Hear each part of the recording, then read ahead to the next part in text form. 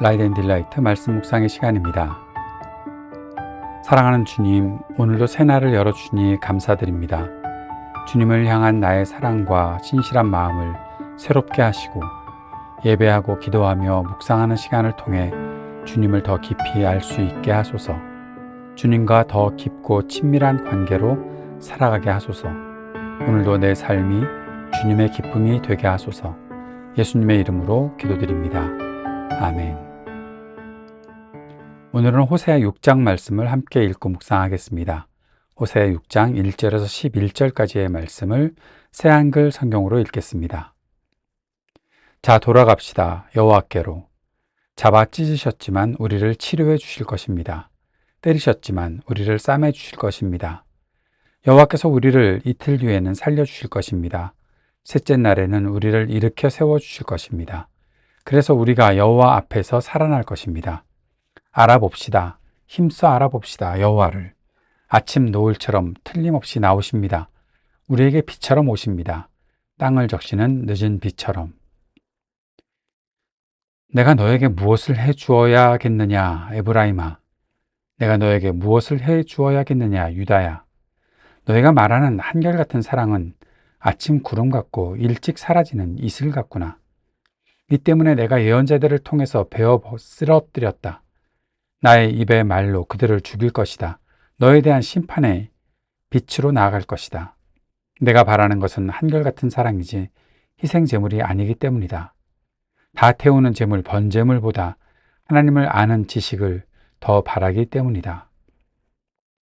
그들은 아담에서처럼 언약을 어겼고 거기서 나에게 반역했다. 길르앗은 못된 짓을 저지르는 사람들의 성읍이다. 발자국이 피투성이다. 강도떼가 숨어 사람을 기다리듯이 제사장 패거리도 그렇게 한다. 그들이 세겜 가는 길에서 사람을 죽인다. 정말이지 뻔뻔스러운 짓을 저질렀다. 이스라엘 집안에서 내가 소름 끼치는 일을 보았다. 거기서 에브라임이 놀아났고 이스라엘이 스스로를 더럽혔다. 또한 유다야, 너를 추수하려고 준비해 두었다. 내가 나의 백성의 운명을 바꾸어 줄 때이다. 호세아서 6장은 아마 많은 분들이 읽어봤던 말씀 같다라는 생각을 할 것입니다. 여호와께로 돌아가자라는 말씀, 주님께서 우리를 치료해 주실 것이다. 우리를 싸매 주실 것이다.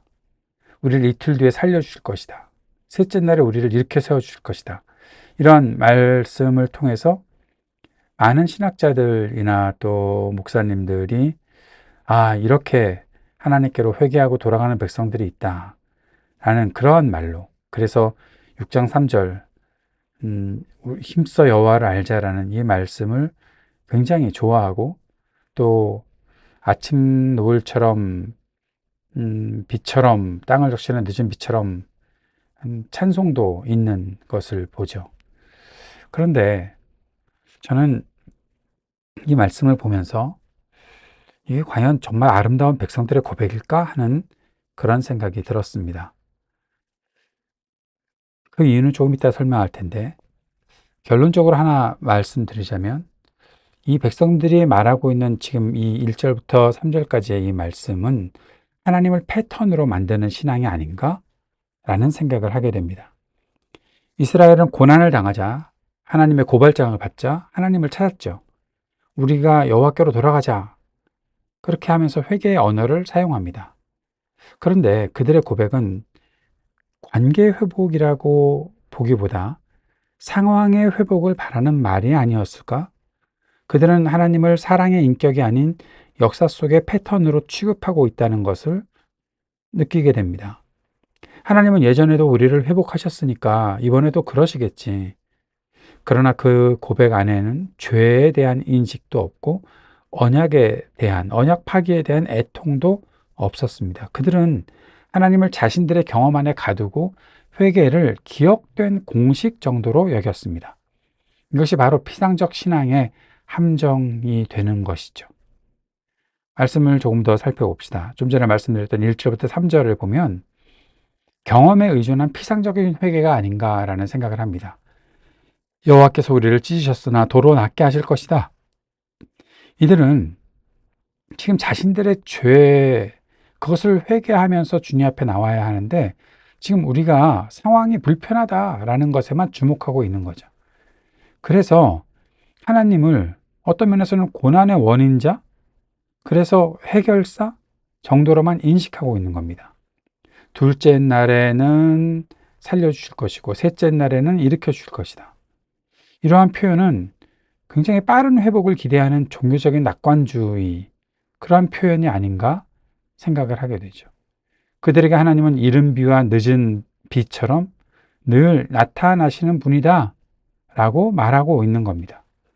여기에서 핵심이 있습니다. 그들은 하나님을 예측 가능한 패턴으로 회개를 결과를 위한 조건으로 삼았던 것이죠. 이것이 그래서 아름다운 회개의 고백이 아니라고 생각하는 것입니다. 4절부터 6절까지가 그것을 좀 더 뒷받침해 줍니다. 회개의 고백이었다면 하나님께서 그것을 들으시고 탄식하시는 것이 아니라 그래 너희들이 나를 이렇게 힘써 알겠다고 하니까 내가 너희들을 용서하고 은혜를 베풀겠다라고 금방 그렇게 말씀하셔야 될 것 같은데 하나님은 탄식하고 계십니다. 그러면서 말씀하시는 것이 너희가 말하는 한결같은 사랑, 너희의 그 인애가 아침 구름 같구나, 일찍 사라지는 이슬 같구나 라고 말씀하셨죠.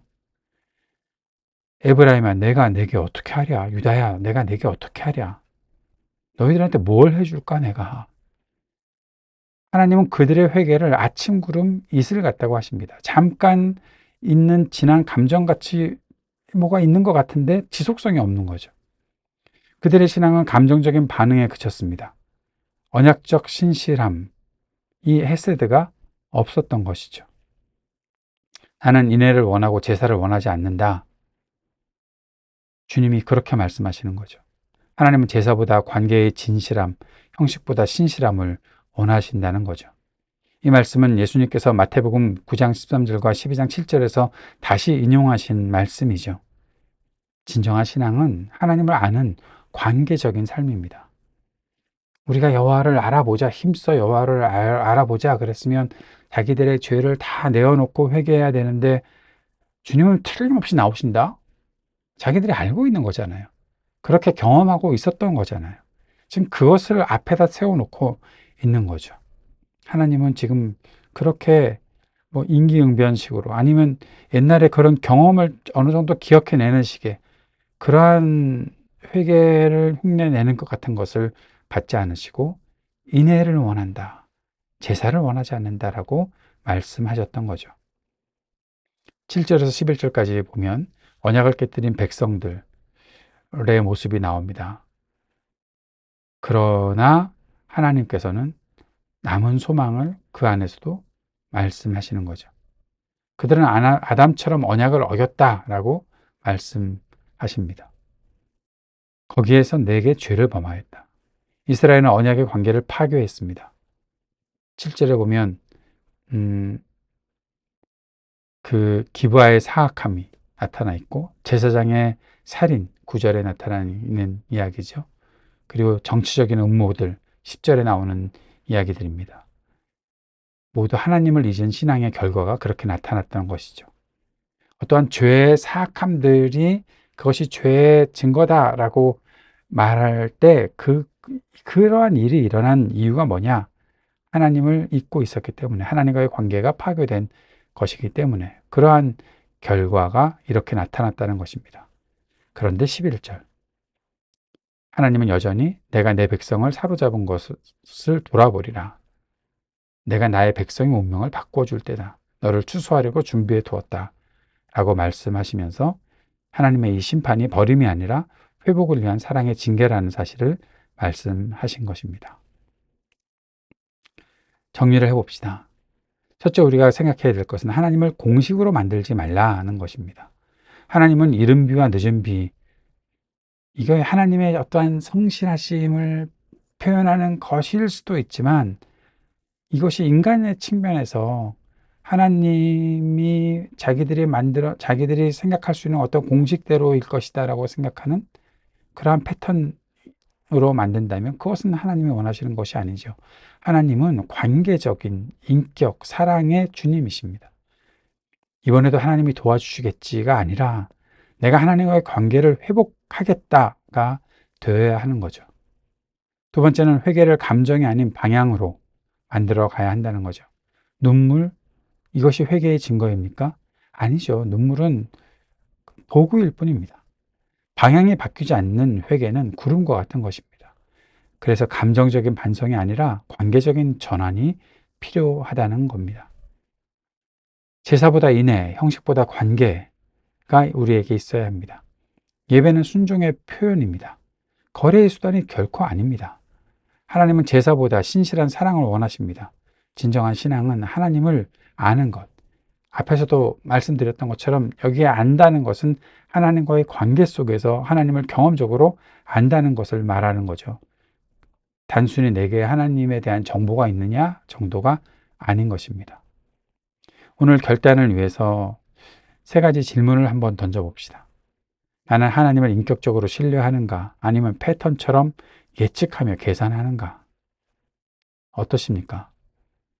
우리가 신앙생활하는 여러 모습이 어떤 공식처럼 되어 있는 것은 아닌지 한번 돌아보았으면 좋겠습니다. 내 회개의 감정은 내 회개는 감정의 반응인가? 아니면 삶의 방향 전환인가? 이것도 한번 깊이 생각을 해 봅시다. 나는 예배를 제사처럼 드리고 있는가? 아니면 인애의 관계로 하나님께 나아가고 있는가? 여기에 우리가 정직하게 답변할 수 있기를 바랍니다. 하나님은 우리에게 패턴을 만들어 주시는 분이 아니라 우리에게 만약 우리가 어떠한 형식에 대한 부분들이 있다면 그것을 통해서 하나님과 더 깊은 관계를 만들기를 원하시는 것이지, 그 정도의 패턴이 되었다고, 그것이 잘 진행되고 있다고, 그것으로 모든 것이 다 끝났다고 생각하고 있으면 하나님을 오해하는 것입니다. 우리에게 하나님에 대한 오해가 없기를 바랍니다. 진실로 하나님을 알아가는, 진정으로 하나님을 정확히 알아가는 우리의 신앙생활이 될 수 있기를 바랍니다. 주님께서 가르쳐 주신 기도 함께 드리겠습니다. 하늘에 계신 우리 아버지, 아버지의 이름을 거룩하게 하시며 아버지의 나라가 오게 하시며 아버지의 뜻이 하늘에서와 같이 땅에서도 이루어지게 하소서. 오늘 우리에게 일용할 양식을 주시고 우리가 우리에게 잘못한 사람을 용서하여 준 것 같이 우리 죄를 용서하여 주시고 우리를 시험에 빠지지 않게 하시고 악에서 구하소서. 나라와 권능과 영광이 영원히 아버지의 것입니다. 아멘.